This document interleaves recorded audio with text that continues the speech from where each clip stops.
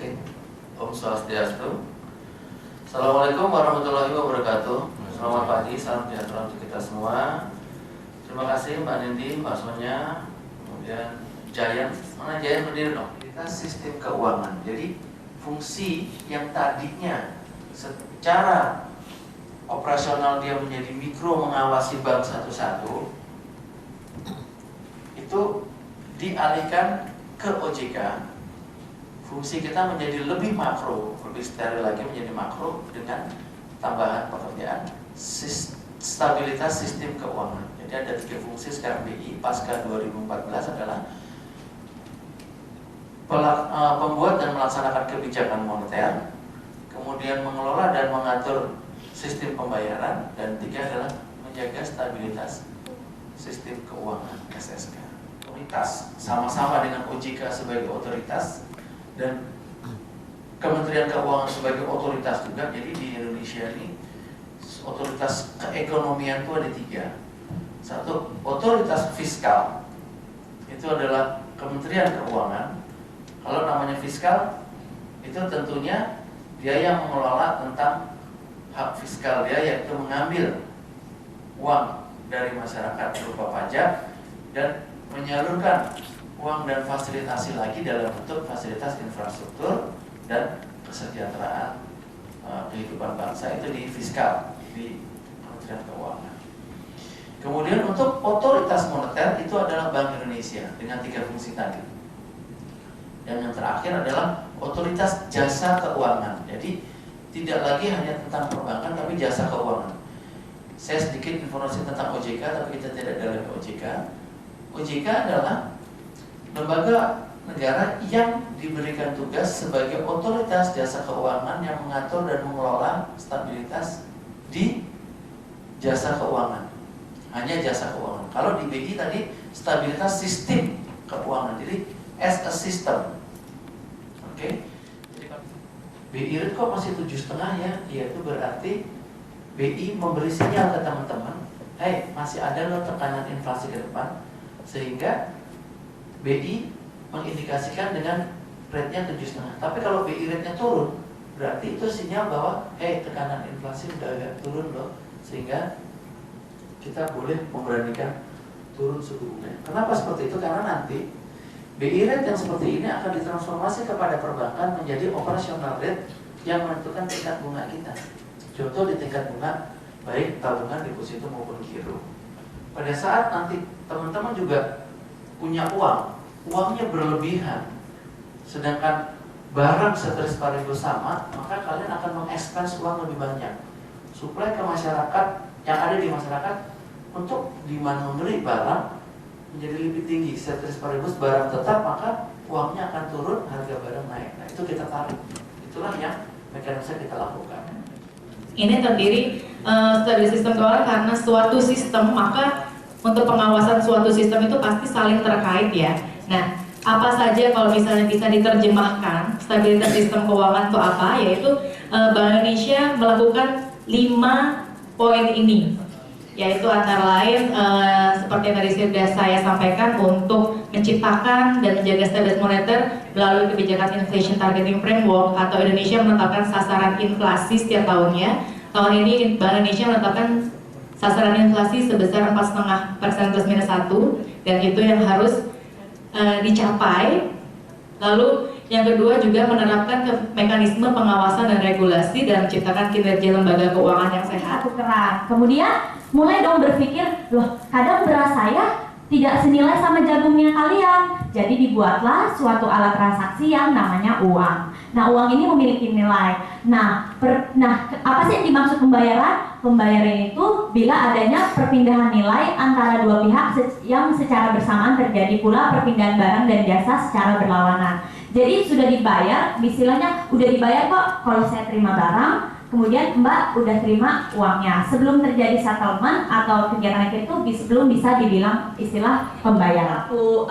Selaku regulator lebih mengembangkan yaitu adalah non tunai. Non tunai itu ada yang istilahnya paper based, apa maksudnya dasarnya kertas, itu cek, biliar giro, nota debit. Ada yang tahu nggak bedanya cek sama biliar giro? Pasti di sini bingung ya, sering dengar tapi nggak pernah pakai, jadi nggak tahu. Saya juga sebelum masuk BI nggak tahu kok, tenang aja. Jadi bedanya cek sama biliar giro itu, nih, kalau misalnya kita punya tabungan biasa, kita nggak bisa keluarin cek. Misalnya, saya punya tabungan di BCA, saya mau keluarin cek, nggak bisa. Teman-teman harus punya tabungan yang namanya, itu beda lagi dengan tabungan biasa, namanya giro. Giro itu simpanan yang sifatnya untuk jangka panjang. Nanti teman-teman bisa mengeluarkan cek untuk melakukan suatu pembayaran. Misalkan, biasanya tuh orang pakai cek ataupun biliar giro itu untuk yang ini ya, untuk transaksi yang bernilai besar. Misalnya di TV-TV ya, sekarang kayak adalah dompetnya itu menjadi otoritas sistem pembayaran yang kredibel dan terbaik di regional. Regional di sini kita kategorikan tuh ASEAN ya, untuk mendukung perekonomian nasional yang berkesinambungan. Misinya tentu aja untuk mengatur dan memelihara sistem pembayaran yang aman, efisien, lancar dengan memperhatikan perluasan akses dan kepentingan nasional. Kalau teman-teman ngerti nggak maksudnya inklusif apa? Sering dengar ya istilah inklusif, eksklusif. Jadi intinya inklusif itu kebalikannya eksklusif. Kalau eksklusif kan khusus, misalnya untuk orang-orang tertentu aja. Kalau di sini Bank Indonesia kepinginnya itu kedepannya sistem pembayaran yang aman, efisien, lancar itu inklusif, yaitu menyentuh seluruh masyarakat, lapisan masyarakat di Indonesia. Biasanya untuk settlement surat berharga, kalau pembelian surat berharga dan sebagainya, nanti akan diselesaikan lagi tapi tetap menggunakan RTGS itu sendiri. Nah ini cuma dia butuh naik sepeda 2 hari. Kalaupun naik motor dia butuh bolak-balik 100.000. Nabungnya 10.000 atau 20.000. Gak cocok ya, gak cocok ya. Jadi dia nggak cocok. Terus kemudian BI menginisiasi agar layanan perbankan itu bisa juga ke mereka tanpa harus ada bank. Dulu namanya branches banking karena layanan perbankan tanpa ada fisik banknya. Investasi fisik bank itu mahal. Kemudian kita lari ke sini, ternyata mereka bukan hanya untuk menabung. Paling penting adalah mereka bisa menerima transfer kalau ada bayaran, atau saya bisa membayar pulsa, bayar listrik, bayar semua lewat gadget. Penghasilan yang paling penting adalah how to expense, ya kan?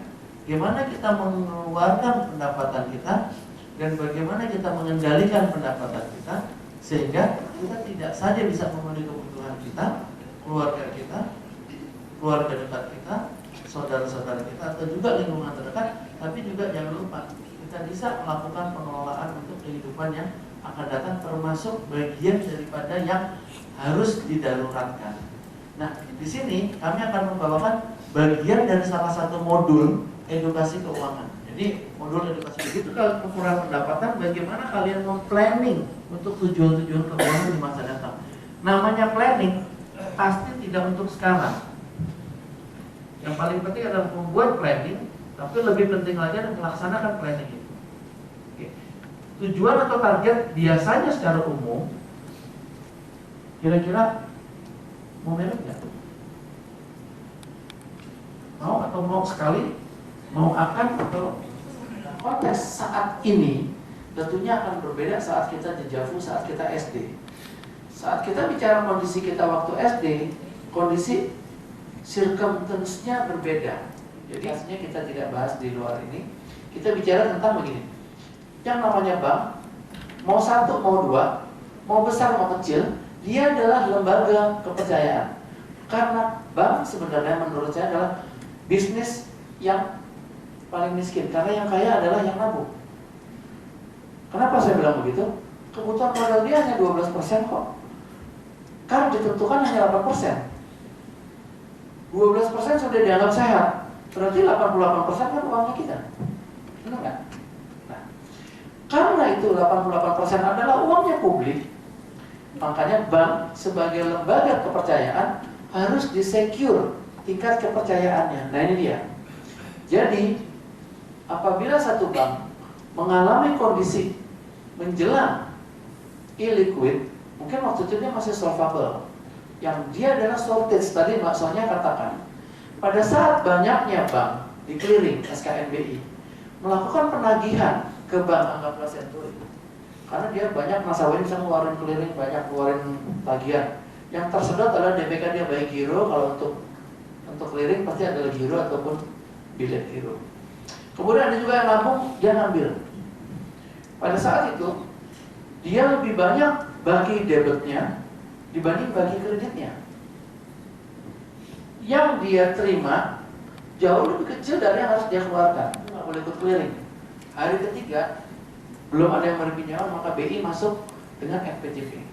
Fasilitas pinjaman jangka pendek itu pun harus dikonter dengan SBI-nya dia atau surat-surat berharga jangka pendeknya dia, termasuk CP-nya dia, termasuk surat-surat berharga dia tentang pengakuan utang diberikan kepada Bank Indonesia. Dari situ baru keluarlah MPJP. Nah, apakah akhirnya dia menjadi baik? Tentunya dia masih dalam kondisi batuk, kita bentuk MPJP, manajemen jalan lagi, dan pada saat itu penarikan dana yang terjadi lebih besar, maka terjadilah daripada satu bank itu mengakibatkan bank lain diras juga karena ini bisnis kepercayaan ya. Wah, bank ini gini loh, jangan-jangan bank ini kan imajiner. Faktualnya adalah bank ini aja. Tapi bagaimana bank sentral menjaga stabilitas agar bank ini tidak mengefek ke bank lain, maka itulah keputusan waktu itu diambil untuk sampai kepada konsepsi bailout. Kita sudah mulai ikut juga di FSAP. FSAP itu adalah salah satu konsepsi untuk menstandarkan seluruh asesmen di sektor keuangan yang ditentukan oleh IMF terhadap sektor keuangan. Itu kalau Indonesia, bahkan untuk yang lokal, kita sudah mengenalkan namanya regional champion.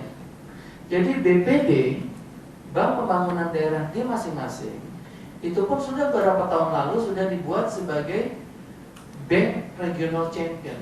Untuk menjadi champion maka dia harus meningkatkan quality-nya, knowledge base-nya, product diversification-nya, GCG-nya, communicate dengan correspondent bank.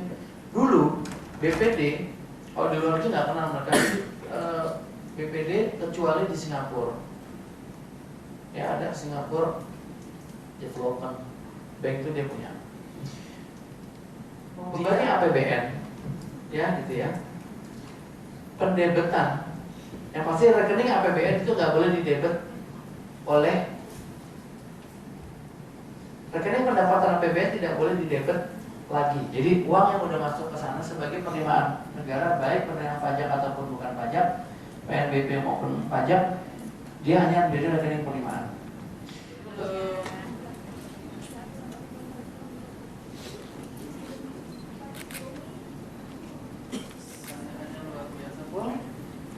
Tabung, pilihan, tentukan pilihanmu. Sukses ya, sesuai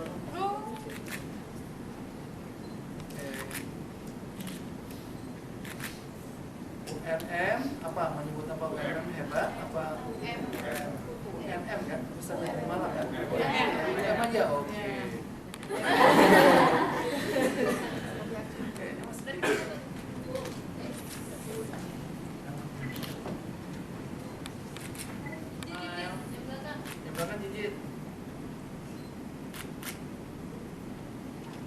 Standar. Ya udah kasih tahu udah susah belum? Kan natural pak. Oh natural. Bisa kayak editnya. Dulu.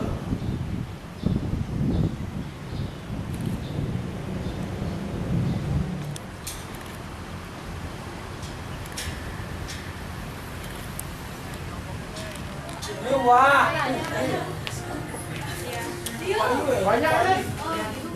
Berapa banyaknya? Di sini dulu.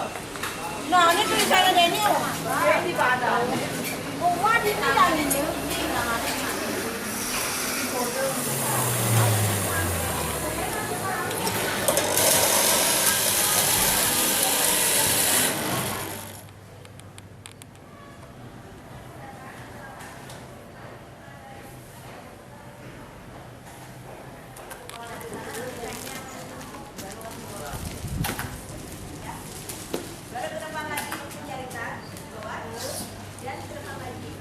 Dan foto nih foto.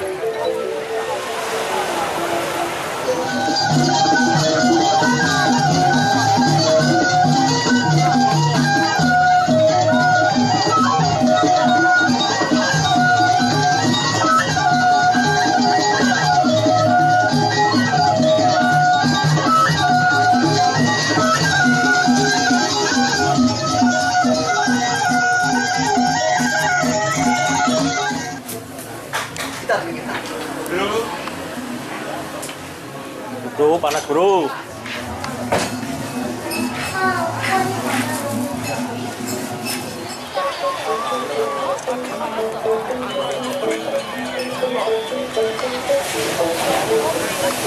Gantian sih konsep. Dua tau. Iya. Iya. Nanti kasih tahu. Iya. Orang suka foto ya. Makasih loh. Lawas biasa deh. Sudah lewat saya.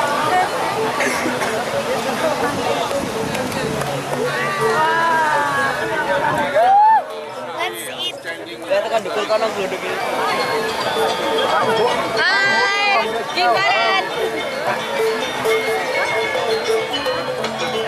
Bat, halo. Makasih.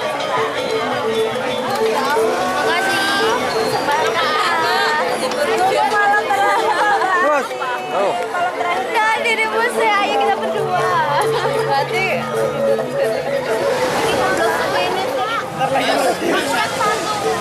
belum dikasih makan. yang ada kita duda, yang ayam tadi. Udah. El.